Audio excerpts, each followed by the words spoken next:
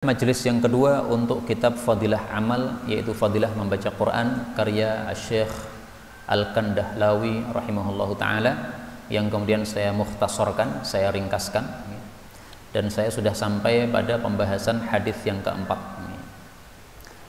Qala al-muallif rahimahullahu ta'ala al-hadithur rabi', hadis yang keempat. An Aisyah radhiyallahu anha qalat, Aisyah berkata, qala Rasulullah sallallahu alaihi wasallam, al-mahir, orang yang pandai, bil Quran, dengan bacaan Quran, ma'as safarah, itu bersama malaikat-malaikat pencatat, al-kiram, malaikat-malaikat mulia, al-bararah, malaikat-malaikat yang taat, walladzi yaqra'ul Quran, adapun orang yang membaca Quran, wa yatata'ta'u fihi, dan dia itu gratul padanya, ya, dia itu susah di dalam membacanya, wahwa, sementara dia itu alaihi, terhadap dia, syakun, berat dalam membaca, maka lahu ajron, dia mendapatkan 2 pahala. Hadis riwayat Imam Bukhari dan Muslim. Hadis ini menunjukkan bahwasanya orang yang membaca Quran, baik itu lancar atau tidak lancar, itu tetap baik dan mulia di hadapan Allah, tetap dimuliakan oleh Allah. Maka siapapun yang sudah lancar bacaan Qurannya, silahkan lanjut baca terus. Kenapa? Supaya kemuliaannya tambah terus. Allah katakan, Nabi katakan di sini, ma'as safarah, bersama para malaikat pencatat. Ini malaikat-malaikat khusus yang ditugasi oleh Allah untuk menjaga Lauhul Mahfuz. Kemudian ketika Allah menghendaki dari Lauhul Mahfuz diambil Tauratnya, diberikan kepada Nabi Musa, nah malaikat ini mencatatnya, kemudian dipindahkan dari Lauhul Mahfuz, kemudian dipindahkan ke bumi. Diambil dari Lauhul Mahfuz kitab Al-Quran, maka dicatat oleh para malaikat ini Al-Quran, kemudian diturunkan ke bumi, diberikan kepada Nabi Muhammad sallallahu alaihi wasallam. Nah, maka yang dimaksud ma'a, bersama, ini ada 2 makna, okay? Bahwasanya orang yang lancar bacaan Qurannya nanti di akhirat akan bersama para malaikat-malaikat yang mulia tersebut. Berarti kedudukannya di hadapan Allah kedudukan yang sangat tinggi. Atau tafsiran yang kedua, bersama itu maksudnya sederajat dengan mereka. Yaitu sederajat dalam hal apa? Sama-sama petugas memindahkan wahyu Allah. Orang-orang yang bacaan Qur'annya lancar, dia mengajarkan Qur'an kepada orang lain, berarti dia memindahkan wahyu kepada para manusia, mengajarkan wahyu kepada para manusia. Berarti mirip dengan malaikat-malaikat tadi, mereka yang mencatat Quran yang ada di Lauhul Mahfuz, kemudian diberikan kepada manusia yang ada di bumi. Nah, sama-sama memindahkan, okay? Maka disebut ma'a, bersama mereka, yaitu bersama satu derajat. Kata-kata safarah itu diambil dari asfar, ya. Asfar itu artinya kitab. Jadi safarah di sini bukan safar-safar perjalanan jauh, itu bukan, okay? Tapi diambil dari kata-kata apa? Asfar, sebagaimana dalam Al-Quran Allah mengatakan pada surah Al-Jum'ah ayat 5. Kamatsalil himari yahmilu asfara, seperti keledai yang memikul asfara, kitab. Nah, maka asfar artinya kitab, berarti safarah itu adalah para penulis, para pencatat kitab dari Lauhul Mahfuz, kemudian diberikan kepada nabi-nabi yang mendapatkan wahyu dari Allah Subhanahu wa taala. Kemudian yang dimaksud al-mahir, orang yang mahir, orang yang pandai atau orang yang lancar, ini ada 2 macam. Ada yang lancar dalam membaca, ada juga lancar dalam hafalan. Orang yang bacaannya lancar meskipun dia tidak hafal, nah ini berarti termasuk al-mahir bil Quran. Ada orang yang baca Quran tapi enggak lancar, gratul, baca tapi susah, panjang pendeknya susah, tapi dia tetap nekat belajar terus. Nah, ini pahalanya 2. Pahalanya 2 kenapa? Pahala pertama pahala membaca, pahala kedua pahala kesusahan yang dia dapatkan. Jadi kesusahan dalam ibadah itu oleh Allah tidak disia-siakan, dikasih pahala. Panjenengan datang ke masjid ini untuk kajian, kondisinya nyaman, ya pahalanya biasa. Kondisinya susah, hujan deras, nekat pakai mantol, akhirnya hujannya sangat deras, akhirnya mantolnya pun tidak mencukupi, masih ada air yang masuk ke baju kita, nekat berangkat, pahalanya tambah itu, ya. Pahala berangkat pengajian dan pahala kesusahan yang didapatkan ketika perjalanan. Wah, ini grunjal, serasa teko ya pengajian, nunggu sampai jalannya diperhalus lagi. Nah, padahal kalau kita tetap nekat berangkat sementara jalannya grunjal, itu pahalanya ada dua, pahala berangkat sama pahala grunjal, pahala susah dalam perjalanan tersebut. Yang kedua, al-mahir di sini adalah orang yang mahir dalam hafalannya lancar, baca nggak salah-salah. Nah, itu berarti al-mahir bil Quran. Ada juga yang hafalannya tidak lancar, sampai ayat ini bingung, lupa lagi ya, dieling-eling, wah lupa lagi, kemudian loncat ke surat yang lainnya lagi, balik lagi, bolak-balik, nah, itu berarti tidak lancar hafalannya.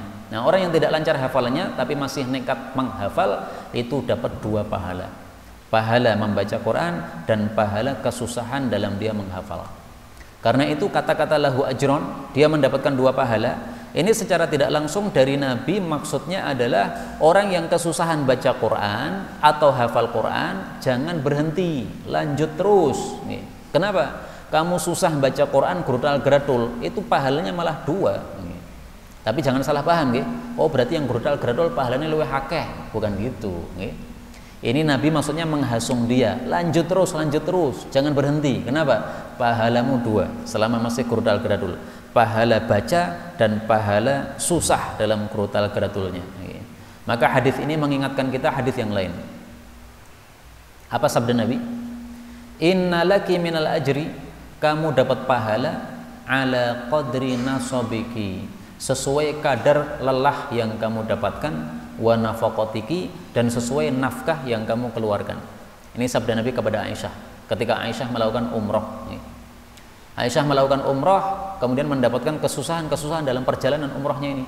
Nah, oleh Nabi dikasih tahu, Anda wahai istriku dalam umroh ini penuh dengan kesusahan, tetap melakukan umroh, tidak meninggalkan umroh, pahalanya dua kali, ya, pahalanya lebih besar, karena semakin susah itu semakin pahalanya lebih besar. Tapi inilah yang dapat saya tafsirkan untuk hadis ini. Karena itu marilah kita terus membaca Quran, baik itu lancar atau tidak, karena tetap ada pahalanya dari Allah Subhanahu wa taala. Kita lanjutkan hadis kelima, al-haditsul khamis. An Ibnu Umar radhiyallahu anhuma qala sami'tu, aku mendengar Rasulullah sallallahu alaihi wasallam yaqul, la hasada, tidak ada hasad, tidak ada iri, illa kecuali ala tsnatain, kepada dua orang. Pertama adalah rajulun, kepada seseorang yang atahullahul kitab, Allah sudah berikan dia kitab, yaitu Quran. Wa qama bihi, dan dia berdiri dengan membaca Quran ana al-lail, di waktu-waktu malam. Maksudnya dia membaca Quran dalam salat tahajudnya, mengulang-ulang bacaannya supaya tidak hilang. Wa rajulun, dan seseorang yang a'tahullahu malan, Allah sudah berikan dia harta. Fahuwa, maka orang itu yatasaddaqu bih, mensedekahkan harta tersebut ana al-laili wan nahar, di waktu-waktu malam dan di waktu-waktu siang. Hadis diriwayatkan oleh Bukhari dan Muslim. Hasad artinya adalah iri. Sepakat para ulama bahwasanya iri hukumnya haram. Tidak ada iri yang diperbolehkan, enggak ada. Apa sih definisi iri? Iri itu maksudnya menghendaki kenikmatan yang ada pada seseorang untuk lenyap. Melihat tetangganya mendapatkan kenikmatan banyak, misalnya bisnisnya lancar, nah dia pengen bisnisnya terpuruk, akhirnya jadi miskin lagi. Itu namanya iri. Sepakat para ulama haram iri, nggak boleh iri. Lah terus sabda Nabi ini gimana? Tidak boleh iri kecuali dua hal. Ini bukan iri yang dimaksud itu, tapi ini maksudnya adalah ghibtah. Apa itu ghibtah? Ghibtah itu mirip dengan iri, tapi bukan iri. Ghibtah itu seseorang melihat orang dalam kenikmatan, dia pengen seperti dia. Itu namanya ghibtah. Nah, yang dimaksud oleh Nabi di sini tidak ada hasad, maksudnya tidak ada ghibtah. Jangan ghibtah kecuali dalam dua kondisi ini. Jangan ingin seperti orang lain kecuali dalam dua kondisi ini. Kondisi yang pertama, engkau melihat seorang temanmu diberi oleh Allah Al-Quran, dia hafal Quran, dia paham Quran, wa qama bihi ana al-lail, dia malam-malam berdiri untuk salat tahajud. Dalam riwayat yang lain, wan nahar, juga siang hari dia berdiri untuk membaca Quran. Dalam riwayat yang lain disebutkan tetangganya mendengar, di luar rumah mendengar, ini tetangga saya yang hafal Quran ini sedang baca Quran. siang hari dilewati rumahnya baca Quran, malam hari dilewati rumahnya baca Quran. Nah, akhirnya tetangga ini iri ya, wah seandainya saya bisa seperti dia, yaitu saya hafal Quran, saya akan seperti dia. Atau tetangganya ini tidak bisa baca Quran, maka dia iri, seandainya saya bisa baca Quran lancar seperti dia, saya akan baca Quran seperti dia juga, malam siang baca Quran terus. Nah, iri di sini maksudnya yang diperbolehkan iri seperti itu, pengen seperti orang lain, bukan menginginkan bahwa dia jadi nggak bisa baca Quran, enggak. Nah, kalau itu nggak boleh. Karena itu secara ringkas saja, ghibthah itu hukumnya dua. Apabila ghibthah itu dalam perkara-perkara dunia, maka hukumnya mubah, nggak apa-apa. Apabila ghibthah itu dalam perkara-perkara agama, perkara akhirat, pengen seperti orang lain dalam hal-hal akhirat, maka hukumnya adalah mustahab, sunnah. Dan ghibthah yang paling sempurna kalau kita ghibthah pada dua kondisi ini. Kita melihat orang lain hafal Quran, paham Quran, dia mengajarkan Quran siang malam, baca Quran siang malam, sholat sunnah, baca Quran siang malam. Nah, kita iri, pengen seperti dia. Itu ghibthah yang paling sempurna. Melihat ada orang kaya sedekah ke sana kemari, setiap ada tawaran sedekah dia langsung pertama dan selalu paling banyak dan tidak mau disebut namanya. Pokoknya saya pengennya dapat pahala saja, nama nggak usah dicatat. Nah, kita yang melihat itu pengen iri seperti dia. Nah, itu adalah ghibthah paling sempurna. Kalau ghibthah yang lain dalam hal-hal dunia, maka hukumnya mubah, nggak dilarang, nggak ada masalah. Misalnya ya, saya buka warung, teman saya juga buka warung, sama warungnya. Apa warung? Nasi goreng. Saya nasi goreng, dia nasi goreng. Dia pelanggannya setiap hari 100 orang datang. Duit masuk banyak. Satu piring 10.000. Yang datang setiap hari 100 orang, labanya banyak. Saya jualan nasi goreng, yang datang hanya sedikit, paling-paling 10 orang itu paling banter, kadang nggak ada yang datang. Padahal harganya sudah saya turunkan 8.000 misalnya. Tapi kenapa tidak lancar ini? Nah, saya pengen seperti dia, pengen seperti ini, namanya ghibthah. Boleh nggak seperti ini? Mubah, nggak ada masalah. Kenapa? Masalah dunia. Hukum asal masalah dunia itu memang mubah. Jadi jangan salah paham ya. Sebagian orang salah paham, la hasada, tidak boleh iri, berarti tidak boleh ingin kecuali dalam hal dua ini saja. Enggak begitu. Maksudnya tidak ada iri yang paling sempurna kecuali dalam dua hal ini. Yaitu kalau Anda iri, pengen seperti orang yang diberi oleh Allah Quran, sehingga dia selalu baca Quran siang malam, dia selalu mengajarkan Quran siang malam. Nah, iri seperti itu, iri yang paling sempurna. Atau melihat orang yang kaya diberi harta oleh Allah, tapi hartanya digunakan untuk sedekah ke sana kemari siang malam. Nah, kita iri, ini iri yang paling sempurna. Ini sama dengan ayat Allah dalam surat apa itu, An-Nisa ya. Wala tatamannaw ma faddalallahu bihi ba'dakum ala ba'd. Janganlah kalian itu berangan-angan terhadap apa yang Allah telah berikan kepada sebagian kalian yang tidak diberikan kepada sebagian yang lain. Ini bukan berarti bahwasanya kita tidak boleh pengen seperti teman kita, sehingga kita tanya kepada dia, apa kunci kamu sehingga kamu sukses di sini? Bumbu nasi gorengmu apa kok bisa lezat seperti ini, kok bisa banyak yang datang? Saya pengen niru supaya laris seperti kamu. Enggak apa-apa. Ini bukan termasuk yang dilarang, wala tatamannau, jangan berangan-angan, enggak. Ini termasuk perkara yang mubah, nggak ada masalah. Adapun yang dilarang adalah iri tadi, dengki tadi, itulah yang dilarang oleh Allah, itulah yang hukumnya haram menurut kesepakatan para ulama kita. Tapi tambah satu hadis lagi, hadis yang ke-6, al-haditsus sadis. An Abi Musa al-Asy'ari radhiyallahu anhu qala Rasulullah sallallahu alaihi wasallam, mathalul mu'min, perumpamaan orang beriman, alladzi yaqra'ul Qur'an, yang membaca Quran, mathalul utrujjah, seperti perumpamaan buah utrujjah. Utrujjah itu jeruk Arab. Rihuha thayyib, baunya harum, wa ta'muha thayyib, rasanya lezat. Jadi kata-kata thayyib itu terjemahnya sesuai kondisi kalimat. Kalau untuk bau maka thayyib artinya harum. Kalau untuk rasa maka thayyib artinya lezat. Kalau untuk makanan, thayyib artinya halal. Ya, jadi kata-kata thayyib itu terjemahnya sesuai kondisi kalimat. Yang pas apa gitu. Wa matsalul mu'min, perumpamaan orang beriman, alladzi la yaqra'ul Qur'an, yang tidak baca Quran, itu masalut tamrah, itu seperti kurma, la rihalaha, tidak ada baunya kurma itu, tetapi ta'muha hulwun, rasanya manis. Wa matsalul munafik, perumpamaan orang munafik, alladzi yaqra'ul Qur'an, yang baca Quran, matsalur raihana, seperti tumbuhan wangi, misalnya apa? Kemangi, okay? Rihuha thayyib, baunya harum, wa ta'muha mur, tapi rasanya pahit. Wa matsalul munafik, perumpamaan orang munafik, alladzi la yaqra'ul Qur'an, yang tidak baca Quran, kamatsalil hangdalah, seperti buah hangdalah, laisa laha rihun, tidak ada bau, wa ta'muha murrun, rasanya pun pahit. Hadis riwayat Bukhari dan Muslim. Hadis ini menghasung kita orang-orang beriman untuk baca Quran. Karena kalau kita baca Quran, itu berarti manfaatnya tidak untuk kita saja, tapi untuk kita juga untuk orang-orang sekitar kita. Maka di sini Nabi memperumpakan seperti apa? Utrujah, buat utrujah. Baunya wangi, rasanya enak. Ini berarti baunya wangi ini perumpamaan seperti manfaat untuk orang lain. Bau wangi itu kan semerbak kemana-mana kan? Ini ada buah, baunya wangi. Yang kena wanginya siapa? Ya orang-orang yang sekitarnya.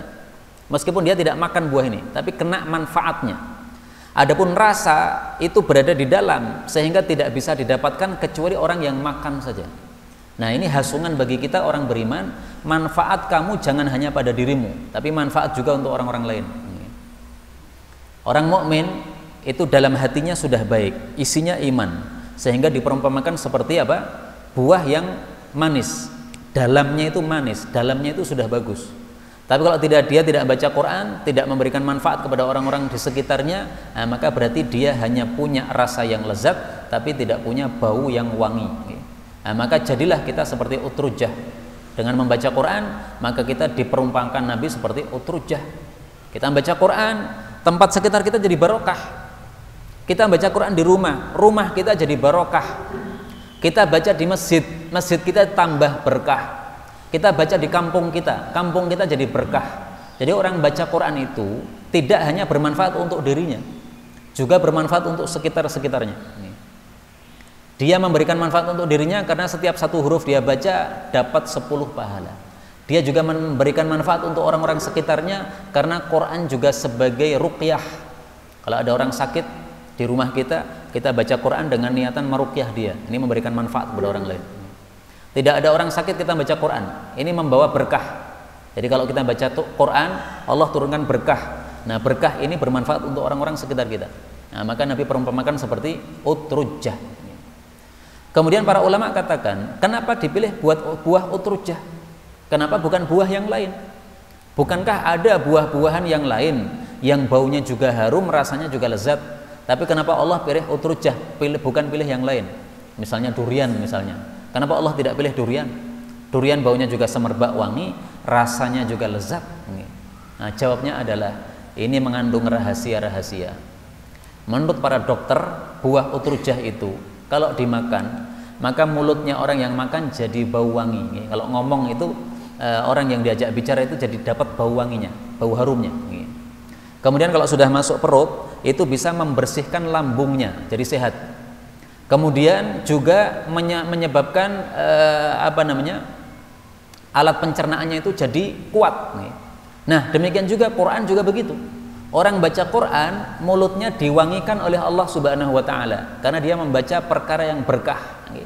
Maka bacaannya adalah seperti sesuatu yang wangi bagi orang-orang yang ada di sekitarnya, yaitu barokah akan tersebar di situ. Kemudian kalau orang suka baca Quran, hatinya jadi kuat. Hatinya jadi apa? Kuat. Kemudian hatinya, rohaninya jadi kuat, kemudian hatinya jadi bersih. Nah, maka diperumpamakan utrujah karena memiliki sifat-sifat tadi.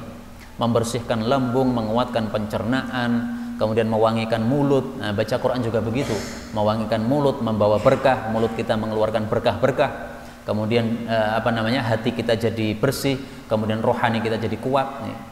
Beda orang yang tidak pernah baca Quran, ada masalah dikit langsung lewung. Ditinggal pacarnya bunuh diri, apa-apaan itu? Itu karena nggak pernah baca Quran, nggak begitu. Orang yang baca Quran melamar seseorang tidak diterima, santai aja. Dia melihat di dunia banyak wanita, tidak diterima satu cari yang lain, gampang. Anisa siwaha katsir. Wanita banyak, tidak harus satu kamu, enggak harus. Kamu menolak enggak ada masalah. Ditolak sampai 10 kali, enggak ada masalah. Alhamdulillah. Semakin ditolak semakin besar pahalanya. Masih ingat tadi nggih? Semakin susah kita dalam kebaikan, semakin besar pahalanya. Ngelamar tujuannya apa? Nikah supaya menjaga diri dari maksiat, tidak maksiat. Ini perkara ibadah, perkara yang bagus. Ditolak semakin susah, semakin besar pahalanya. Karena itu siapa-siapa pemuda yang melamar ditolak, ucapkanlah apa? Alhamdulillah. Alhamdulillah ditolak. Bukan berarti mudah-mudahan ditolak lagi, bukan. Alhamdulillah karena dapat pahalanya. Baik, sampai di sini inilah yang dapat kita pelajari pada sore hari ini, benarnya dari Allah Subhanahu wa taala, dan apabila ada salahnya fa astaghfirullahal azim li wa lakum. Subhanallah wa bihamdihi, subhanakallahumma rabbana wa bihamdika asyhadu an la ilaha illa anta astaghfiruka wa atubu ilaik.